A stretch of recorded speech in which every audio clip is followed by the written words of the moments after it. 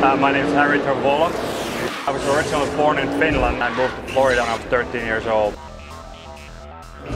I like aggressive driving. That's what I try to do. Bring the car to the limit. I'm very rarely nervous. I'm very relaxed. It comes naturally to me. I've always been doing sideways on streets everywhere. That's the way of driving in Finland.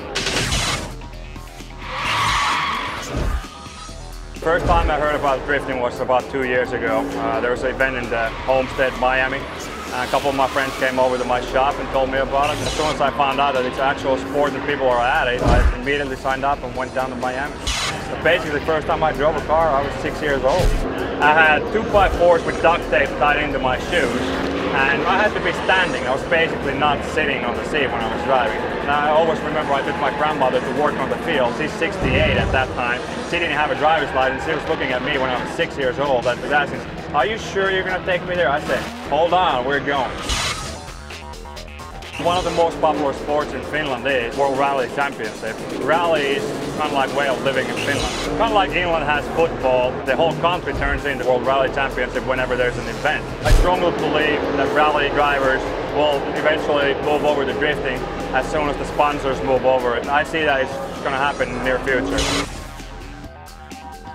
It's not that hard to transfer it. You're basically doing a lot of the same things. You're going sideways. Kind of like Scandinavian flicks. A lot of the moves we're using in drifting, they've been using in rally for 50, 60 years. So it's nothing new, really. That's how I learned driving on ice and dirt roads. You just get the feeling of the car, and that's the most important thing about drifting. You have to know exactly what the car is doing. You're in control, not the car. Just repeat that same answer again, I'm sorry. Wow, the whole thing? Yeah. Finnish people tend to be good for some reason. Genes, whatever you want to call it. The first car I bought took my own savings. I think I paid like 350 Finnish mark. I bought a Fiat 133 rear-wheel drive.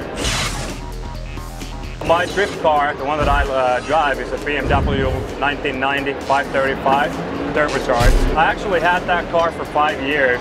Anything new we wanted to try, we put it in and we took it out and we just ran it.